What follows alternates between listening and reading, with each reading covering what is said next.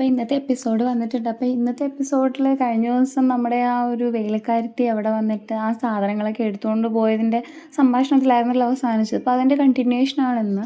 അങ്ങനെ അലീന അവിടുന്ന് പോയി കഴിയുമ്പോഴത്തേക്കിന് നമ്മുടെ പൗലോസ് പറയാണ് ഈ കൊച്ചു പണിയാവുമെന്നാണ് തോന്നുന്നത്. ഇന്ന് അവൾ നമ്മുടെ ഉറക്കം കളഞ്ഞു, നാളെ നമ്മുടെ പണി കളയുമോ എന്നൊക്കെയുള്ളൊരു സംശയമൊക്കെ ഇങ്ങനെ പുള്ളിക്കാരൻ പറയാണ്. അപ്പം ഉടനെ ആൻ്റപ്പച്ചേട്ടൻ പറയാണ് നിൻ്റെ ഏരിയയിലാണ് പുള്ളിക്കാരത്തി കണ്ണ് വെച്ചേക്കുന്നത്. ഉടനെ പൗലോസേട്ടൻ പറയുന്നുണ്ട് ഞാനല്ലാതെ ആ കിച്ചണിലേക്ക് ആരെങ്കിലും കൈ കടത്താൻ വന്നാൽ ഞാൻ മരിക്കേണ്ടി വരും എന്നൊക്കെ ഇങ്ങനെ പുള്ളി ഇങ്ങനെ ശബ്ദമൊക്കെ എടുക്കുകയാണ്. അപ്പോഴത്തേന് ആൻ്റപ്പച്ചേട്ടൻ പറയണോ നീ അങ്ങനത്തെ ശബ്ദമൊന്നും എടുക്കണ്ട കേട്ടോ, മിക്കവാറും അതൊക്കെ നടക്കാനുള്ള സാധ്യതയുണ്ട് എന്നൊക്കെ പറഞ്ഞിട്ട് ഇവരുടെ ഒരു കോൺവെർസേഷനാണ്. പൗലോസേട്ടന് എന്തോ അലീനയുടെ ആ ഒരു കൈകടത്തലും കാര്യങ്ങളും ഒന്നും അങ്ങോട്ടത്ര പിടിക്കണില്ല. കാരണം ഇവർക്ക് ചില ക്രമക്കേടുകളൊക്കെ ഇവർ ആ വീട്ടിൽ വരുത്തുന്നുണ്ട്. പുള്ളിയൊന്നും ഇവരുടെ ശാപമൊന്നും ശ്രദ്ധിക്കണില്ലെങ്കിൽ ഇവരവിടെ പല രീതിയിലുള്ള ക്രമക്കേടുകൾ കാണിക്കുന്നുണ്ട്. നമുക്ക് മനസ്സിലാവും ഇവരുടെ ഫേസിൽ നിന്ന് തന്നെ. അതിനുശേഷം നമ്മുടെ അലീന ഇങ്ങനെ ചുറ്റിക്കണ്ട് അവിടുത്തെ സ്ഥലമൊക്കെ ഓരോന്നിങ്ങനെ കാണുമായിരുന്നു. അപ്പോഴത്തേക്കിനാണ് അന്നത്തെ ആ ബിജു പിന്നെയും വന്നു. പുള്ളി എന്നിട്ട് എന്നെ ഇവിടെയൊക്കെ നോക്കണേന്ന് ഇങ്ങനെ ചോദിച്ചു. അതൊരു ധാഷ്ട്യത്തോടെയാണ് ചോദിക്കണേ. അപ്പോഴത്തേക്ക് അലീന പറഞ്ഞു ഞാനിവിടെയൊക്കെ ചുറ്റി കാണുക. അപ്പോഴത്തേന് പുള്ളിയൊക്കെയാണ് അതെന്നാ ആ ആൻ്റപ്പച്ചേട്ടനെല്ലാം ചുറ്റി കാണിച്ചെന്നാണല്ലോ പറഞ്ഞത്, പിന്നെ എന്നാ. അപ്പം നമ്മുടെ അലീന പറയണേ അതെന്നാ ഒരാൾക്ക് ഒരു തവണ മാത്രമേ ചുറ്റി കാണാൻ പറ്റത്തുള്ളൂ. അപ്പോൾ പുള്ളി പറയണേ ഇല്ല ഞാൻ ചുമ്മാ ചോദിച്ചെന്നേ ഉള്ളൂ. എന്തെങ്കിലുമൊക്കെ ചോദിക്കേണ്ട ഒരാളോട്, അതുകൊണ്ട് ഞാൻ ചുമ്മാ വെറുതെ ചോദിച്ചതാണെന്ന് പുള്ളി പറഞ്ഞു. അപ്പോഴത്തേനും നമ്മുടെ അലീന ചോദിച്ചു എന്നാ പേരെന്നാ. അപ്പം പുള്ളിയുടെ ഒരു നീണ്ട പേരൊക്കെ പറഞ്ഞു, ബൈജു സെബാസ്റ്റ്യൻ പത്തനാപുരം എന്നാണെന്നും. അപ്പോഴത്തേനും പുള്ളീനെ ഇങ്ങനെ ചേട്ടാന്ന് വിളിക്കുന്ന കേട്ടിട്ട് അയാൾ പറയാണ് എന്നെ ഇങ്ങനെ ചേട്ടാന്ന് വിളിക്കണ്ട കേട്ടോ, എനിക്ക് വലിയ പ്രായമൊന്നുമില്ല. അപ്പോൾ അലീന ചോദിക്കുന്നുണ്ട് ഇപ്പം എന്നെക്കാളും ഇളയതാണോ. അപ്പം പറഞ്ഞു അത്രയൊന്നും ഇല്ല, എന്നാലും എനിക്ക് വലിയ പ്രായമൊന്നുമില്ല. അന്നേരം പിന്നെ നമ്മുടെ അലീന പറയണേ ഞാനങ്ങനെ അപമാനിക്കാൻ വേണ്ടിയൊന്നും പറഞ്ഞില്ല, ആ ഒരു റെസ്പെക്റ്റ് കൊണ്ട് ചേട്ടാന്ന് വിളിച്ചതാണെന്ന് പറഞ്ഞു. അപ്പം പുള്ളി അതിൽ ഓക്കെ പറഞ്ഞു. അപ്പോൾ അത് കഴിഞ്ഞിട്ട് ഇങ്ങനെ പുള്ളി പിന്നെ ഇവളുടെ വിശേഷങ്ങളൊക്കെ ചോദിക്കുകയാണ്. അല്ല ശരിക്കും ഇവിടെ വരുന്നതിന് മുമ്പ് മോൾ എവിടെയായിരുന്നു. അപ്പം അയാൾ അലീന കുഞ്ഞേന്നാണ് വിളിച്ചത്. അപ്പോൾ അന്നേരം അവൾ തിരിച്ചു പറയാണ് എന്നെ അലീന എന്ന് മാത്രം വിളിച്ചാൽ മതി കേട്ടോ, ഞാനത്ര കുഞ്ഞൊന്നും അല്ലല്ലോ. അന്നേരം പിന്നെ പുള്ളി തിരിച്ച് പറയുന്നുണ്ട് അത് ഞാനൊരു ബഹുമാനം കൊണ്ട് വിളിച്ചതാ എന്നിങ്ങനെ പറഞ്ഞു. അപ്പോൾ ഉടനെ അവൾ ചോദിക്കുകയാണ് ശരിക്കും ഉണ്ടോ എന്നോട് ആ ബഹുമാനമൊക്കെ. അന്നേരം പുള്ളി പറഞ്ഞു പിന്നില്ലേ ഉണ്ട്, കേണൽ സാറിൻ്റെ മോളല്ലേ, അപ്പോൾ എന്തായാലും എനിക്ക് ആ ഒരു ബഹുമാനമുണ്ട്. അപ്പോൾ അന്നേരം ഉടനെ പുള്ളിക്കാരത്തി പറഞ്ഞു ഉറപ്പില്ലല്ലോ, ഇപ്പോഴും ചേട്ടൻ്റെ സംശയമൊന്നും അങ്ങോട്ട് തീർന്നിട്ടില്ലല്ലോ അല്ലേ എന്നിങ്ങനെ ചോദിക്കുമ്പോഴത്തേക്കിനും പുള്ളി അറിയണം ഇങ്ങനെയൊക്കെ ചോദിച്ചാൽ ഞാൻ എന്നാ പറയാനാന്നേ. അപ്പോൾ പുള്ളി അറിയാണ് ഞാൻ ചോദിച്ചതിനൊന്നും അല്ലല്ലോ മറുപടി പറയുന്നത്. അപ്പോൾ അവൾ പറയണം ഓക്കെ ഞാൻ പാലേന്നാ വന്നതെന്ന് അറിയാമല്ലോ. അപ്പോൾ ഉടനെ പുള്ളി ഇങ്ങനെ ചോദിക്കുകയാണ് അല്ല ഏതൊരു ഓർഫനേജിലാണ് വളർന്നതെന്നാണല്ലോ കേട്ടത്. അപ്പോൾ ഉടനെ അവൾ പറഞ്ഞു അതെയല്ലോ ഒരു ഓർഫനേജിലാണ് ഞാൻ വളർന്നത്, അവിടെയുള്ള കുറേ അനാഥ കുട്ടികളുടെ കൂട്ടത്തിലെ ഒരനാഥ കുട്ടിയായിട്ടാണ് ഞാൻ വളർന്നത്. അപ്പോൾ ഉടനെ പുള്ളിക്ക് അടുത്ത ക്വസ്റ്റ്യൻ അതെവിടെ പാലയിലായിരുന്നോ. ഞാനിവിടെ കഴക്കൂട്ടത്തായിരുന്നു എന്നൊക്കെ പറഞ്ഞു. ഞാനിവിടെ പാലയിൽ വന്നിട്ട് ഒരുപാട് നാളൊന്നും ആയില്ല, 1 വർഷം കഷ്ടിയാവണേ ഉള്ളൂ എന്നൊക്കെ ഇങ്ങനെ പറഞ്ഞു. അപ്പോൾ ഉടനെ പുള്ളിയുടെ അടുത്ത ചോദ്യം അപ്പോൾ പാലയിൽ അവിടെ ആരായിരുന്നു ഉള്ളത്. നമ്മുടെ അലീന പറയാണ് അവിടുത്തെ ഒരു മുത്തശ്ശീനെ നോക്കാനായിട്ടൊരു ഹോം നേഴ്സായിട്ടാണ് ഞാൻ വന്നത്. അതിന് ശേഷം ഞാൻ പിന്നീട് അവിടുത്തെ വീട്ടുജോലിക്കാരിയായി, പിന്നെ അവിടുത്തെ കുട്ടികളുടെ ചേച്ചിയായി, അവിടുത്തെ ഒരു അച്ഛൻ്റെ മകളായി, പിന്നെ ഞാൻ ഇവിടെയും എത്തി. അപ്പോൾ അന്നേരം പുള്ളീനെ ചോദിക്കുകയാണ് അവിടെ എന്തൊക്കെ ജോലി അപ്പോൾ ചെയ്യുമായിരുന്നു. അപ്പോൾ തന്നെ ഞാൻ എല്ലാ ജോലിയും ചെയ്യുമായിരുന്നു. ഞാൻ കുക്ക് ചെയ്യുമായിരുന്നു, പാത്രം കഴുകുമായിരുന്നു, അടിച്ചു വാരുമായിരുന്നു, ഫുള്ളെല്ലാം ക്ലീൻ ചെയ്യുമായിരുന്നു, അലക്കി തേക്കുക എന്ന് വെച്ചാൽ നോർമലി ഒരു വേലക്കാരി എന്തൊക്കെ ചെയ്യുക അതൊക്കെ ഞാൻ ചെയ്യുമായിരുന്നുള്ള രീതിയിൽ പറഞ്ഞു. അപ്പോഴത്തേക്കിനും അവിടെ ആ ചേട്ടൻ പറയാൻ പക്ഷെ കണ്ടാൽ തോന്നില്ല കേട്ടോ. നമ്മുടെ അലീന പറയാണ് അല്ലെങ്കിലും മനുഷ്യന്മാരൊന്നും കാണുന്ന പോലെ അല്ലല്ലോ, അവർ പുറമേ ചിരിക്കുന്നവരായിരിക്കും പക്ഷെ അവരുടെ അകമേ വെറുപ്പായിരിക്കും. അകമേ വെറുപ്പ് കാണിക്കുന്നവരുടെ പുറമേ സ്നേഹം കാണിക്കും പക്ഷെ അവരുടെയൊക്കെ മനസ്സിൽ വെറുപ്പായിരിക്കും. ചിലവർ പുറമേ ഭയങ്കര ദേഷ്യം കാണിക്കും പക്ഷെ അകമേ സ്നേഹമായിരിക്കും. ചിലവർ അതിവിനയം കാണിക്കും അകമേ പുച്ഛിക്കും എന്നൊക്കെ ഇങ്ങനെ കുറേ കാര്യങ്ങൾ പുള്ളിക്കാരത്തെ ഇങ്ങനെ പറഞ്ഞു കൊടുക്കുകയാണ്. എന്നൊക്കെ പറഞ്ഞിട്ട് അലീന ഇങ്ങനെ ഉള്ളിലോട്ട് കയറി പോവാണ്.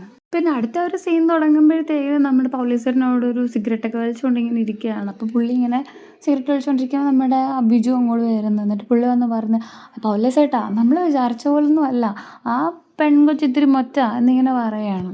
അവളൊരു തറയാ എന്നൊക്കെ പറഞ്ഞു. അപ്പോൾ ഉടനെ പൗലീസേട്ടൻ പറഞ്ഞു അതെന്നാടാ പുള്ളിക്കാരത്തി നമ്മുടെ കേണൽ സാറിൻ്റെ മോളല്ലേ. അന്നേരം പറഞ്ഞു ആ കുന്തം ആ മോളൊന്നും അല്ല, ഇത് വേറെ എന്തോ പരിപാടിയെന്നാണ് തോന്നണത്.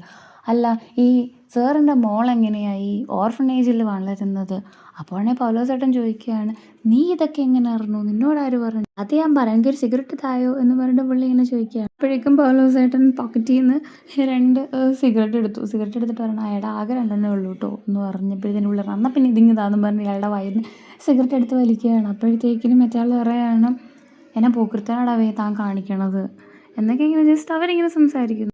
എന്നിട്ട് പറയുകയാണ്, ഓർമ്മയുണ്ടെങ്കിൽ ആൾക്ക് പുറത്തും കിടക്കാം. എന്നിട്ട് ഇങ്ങനെ പുള്ളി ഇങ്ങനെ ഓരോന്നിങ്ങനെ ആലോചിച്ചിട്ട് പറയുകയാണ്, ഞാൻ രാവിലെ പെണ്ണിനെ കണ്ടായിരുന്നു. അപ്പം ഞാൻ അവളുടെ അടുത്ത് ചോദിച്ചു, നീ എവിടെ നിന്നാ വരണേന്ന്. ഞാനിങ്ങനെ ചോദിച്ചപ്പോൾ അവളൊരുമാതിരി ഞഞ്ഞാവിഞ്ഞിയൊക്കെ പറഞ്ഞു. പക്ഷേ ഞാനാരാമോ, ഞാൻ വിടുമോ, ഞാൻ പിന്നെയും കുത്തി കുത്തി ചോദിച്ചു. അങ്ങനെ കുത്തി കുത്തി ചോദിച്ചപ്പം അവളെല്ലാം തത്ത പറയണ പോലെ പറഞ്ഞു. എന്നൊക്കെ വലിയ വീരവാദം ഇങ്ങനെ പറയണേ ബിജു. അപ്പം നമ്മുടെ ജോസ് ചോദിക്കുകയാണ്, അല്ല അവൾ എന്തൊക്കെയാണ് പറഞ്ഞത്? അപ്പം നമ്മുടെ അലീന പറഞ്ഞ കാര്യമൊക്കെ പറഞ്ഞു. പലനാണ് ഓർഫനേജിലായിരുന്നു, അങ്ങനത്തെ ഉള്ള കാര്യങ്ങളൊക്കെ പറഞ്ഞില്ല. അപ്പം അതെല്ലാം പുള്ളി എടുത്തും തിരിച്ച് അങ്ങോട്ട് പറഞ്ഞു. അപ്പം നമ്മുടെ പൗലോസ് ചോദിക്കുകയാണ്, അപ്പം പിന്നെ എങ്ങനെയാടാ ഇവള് പൗലോസ് നമ്മുടെ കേണൽ സാബിൻ്റെ മോളാവുന്നത്? അപ്പോഴത്തേക്കും നമ്മുടെ പറയാം, അതവളുടെ തട്ടിപ്പാന്നേ, നമ്മുടെ ഈ നാട്ടുകാരുടെയൊക്കെ കണ്ണിൽ പൊടിയിടാൻ വേണ്ടിയിട്ട് അവള് പറയുന്ന കള്ളമാണെന്നാണ് തോന്നണത്. എന്നിട്ട് പറയുകയാണ്, ആ പാലാക്കാരനുണ്ടല്ലോ, അവിടെ ആയിരുന്നു ഈ കൊച്ച്, അവിടുത്തെ വേലക്കാരിയായിരുന്നു, ഇത്രയും നാളും അയാളുടെ കൂടെ ആയിരുന്നു എന്നൊക്കെ ഇങ്ങനെ മോശമായിട്ടൊക്കെ ഇങ്ങനെ ഓരോന്ന് പറയുകയാണ്. അപ്പം ഈ പൗലോസ് ചോദിക്കുന്നത്, ഇതൊക്കെ ഉള്ളതാണോടാവേ? എന്നിട്ട് പുള്ളി പറയണം, നമ്മുടെ കേണൽ സാബുമായിട്ട് വേറെ എന്തോ ഒരു ടൈപ്പ് നടന്ന്, അപ്പം അന്നേരം ഇവളെ അങ്ങോട്ട് കൈമാറി, അതാണ് സംഭവം, അല്ലാതെ വേറെ ഒന്നും അല്ല.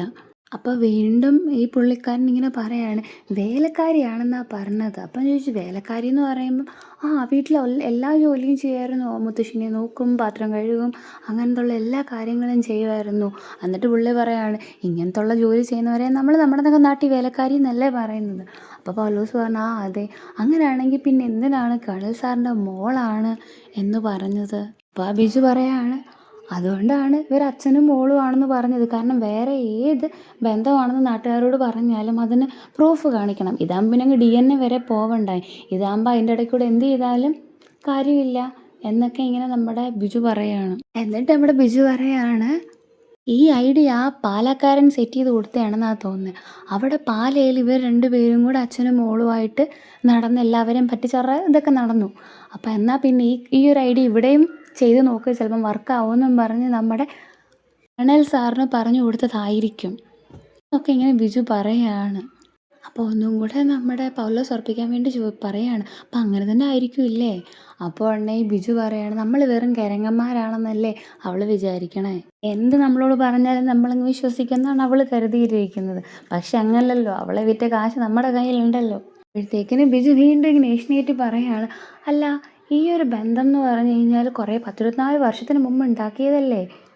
അതായത് അന്ന് ആഗ്രയിൽ വെച്ചിട്ട് ഏതോ ഒരു ബന്ധം ഉണ്ടായി, അന്ന് കല്യാണം കഴിക്കാനിരുന്ന ഒരു പെണ്ണിൽ നിന്നുണ്ടായ കുട്ടിയാണ് എന്നൊക്കെയല്ലേ പറഞ്ഞത്. അപ്പോൾ ഇത്രയും വർഷമായില്ലേ, അതിൻ്റെ പ്രൂഫൊക്കെ നോക്കി ആര് പോകും, അതിൻ്റെ സത്യാവസ്ഥ ആര് കണ്ടുപിടിക്കും? അപ്പോൾ ഇങ്ങനെയൊക്കെ പറയുകയാണ്. അപ്പോഴത്തേക്കിന് പൗലോസ്, അത് ശരിയാണല്ലോ, അത്രയും പുറകിലോട്ട് പോയ ഒരു കച്ചിത്തുരുമ്പ് പോലും കിട്ടാനില്ല, ഇത് ചുമ്മാ കള്ളക്കഥയാണെന്നാണ് തോന്നണേ എന്നിങ്ങനെ പൗലോസേട്ടൻ പറയുകയാണ്. അപ്പോഴത്തേക്കിന് നമ്മുടെ ബിജു പറയണം, പിന്നല്ലയോ ഇത് നമുക്കൊന്ന് പൊളിക്കണ്ടേ? ബിജു ഇങ്ങനെ വാശിയേറി പറയാണ്, ഇത് പൊളിച്ചാൽ പോരാ, ഇത് പൊളിച്ചടുക്കണം. നമുക്കിത് ആദ്യം തന്നെ പുള്ളിയുടെ ഭാര്യ വീട്ടുകാരെ അറിയിക്കണം, അതിനുശേഷം ഇയാളുടെ സ്വന്തക്കാരെ അറിയിക്കണം. അപ്പോഴേക്കും പൗലോസേട്ടൻ പറയുകയാണ്, ഇനി ആരെയൊക്കെ അറിയിച്ചാൽ എന്നാടാ, ഒരെണ്ണത്തിന് ഇങ്ങോട്ടേക്ക് കയറി വരാനുള്ള ധൈര്യം ഇല്ലല്ലോ. അപ്പോഴത്തെ ഈ മുടിഞ്ഞ പട്ടികളെ പേടിച്ച്. അപ്പോഴത്തേനും ഇങ്ങനെ ബിജു ഒരു ഐഡിയ പറയുകയാണ്, ഞാൻ ഒരു കാര്യം ചെയ്യാം. അപ്പം നമ്മുടെ കേണലിൻ്റെ അച്ഛനുള്ളല്ലോ കുട്ടിച്ചായൻ, പുള്ളീനെ വിളിച്ചിട്ട് ഞാൻ കാര്യങ്ങളൊന്ന് പറയാം, പുള്ളി എന്നാന്ന് വെച്ചാൽ വേണ്ടതുപോലെ ചെയ്തോളൂ. ഇങ്ങനെ ഒരു കാര്യം ചെയ്യും, നീ ഇപ്പം തന്നെ വിളിച്ച് പറഞ്ഞോ എന്നിങ്ങനെ പറയണം. അപ്പോഴത്തേനും പുള്ളി ഫോണൊക്കെ എടുത്ത് അങ്ങനെ ആ പുള്ളീനെ വിളിച്ചു. അപ്പോഴത്തേക്കിനും പുള്ളി ഇങ്ങനെ ഹലോ വെച്ച് കഴിയുമ്പോഴത്തേക്കിനും ഇങ്ങനെ ഞാൻ ബിജു ആന്ന് പറയുമ്പോഴത്തേക്കിനും പുള്ളി എടുത്ത വയൽ ചോദിക്കുന്നത്, നീ ചത്തില്ലേടാവേ എന്നാ ചോദിക്കുന്നത്. അപ്പോൾ ഉടനെ ബിജു തിരിച്ച് പറയുന്നുണ്ട്, എന്നെക്കാട്ടിലും മൂത്ത മീശയൊക്കെ പിരിച്ചിരിപ്പുണ്ടല്ലോ, നമ്മുടെ ഈ പുള്ളിക്കൊരു മീശ ഉണ്ട് കേട്ടോ, മീശയൊക്കെ പിരിച്ചിരിപ്പുണ്ടല്ലോ, അവരൊക്കെ ചത്തിട്ടേ ഞാൻ എന്തായാലും ചാവുള്ളൂ എന്ന് പറയണം. അപ്പോൾ ഈ പുള്ളി പറയണം, നമുക്ക് നോക്കാം എന്ന് പറഞ്ഞിട്ട് പറയണ, അല്ല നീ എന്നാണ് എന്നെ വിളിച്ചത് എന്നിങ്ങനെ കാര്യം തിരക്കുകയാണ്. എന്നിട്ട് നടന്ന കാര്യങ്ങളൊക്കെ ഒന്നൊന്നായിട്ട് ഇങ്ങനെ പുള്ളി പറഞ്ഞു കൊടുക്കുകയാണ് കുട്ടിച്ചായനോട്. അപ്പം എന്താണ് നമ്മളോട് കേൾപ്പിക്കണില്ല. ആ സമയത്ത് പുള്ളി ഇങ്ങനെ ഞെട്ടുകയും ഇങ്ങനെ ആകെപ്പാടെ ഞെട്ടിത്തെറിച്ചിങ്ങനെ ഇരിക്കുകയാണ്. അപ്പം അന്നേരം നമുക്ക് മനസ്സിലാവും പുള്ളി ഇങ്ങനെ ചുണ്ടനങ്ങുന്നതിലൂടെ പറയുന്നത്, കുട്ടിച്ചാൻ എന്തായാലും ഇങ്ങോട്ടൊന്ന് വാ, ഒരു ഇവിടം വരെ ഒന്ന് വായോ എന്നിങ്ങനെ. അങ്ങനെ പറഞ്ഞിട്ട് ആ ഒരു ഫോൺ കോൾ കട്ടിയുന്നു, ആ ഒരു സീൻ അവിടെ അവസാനിക്കുന്നു.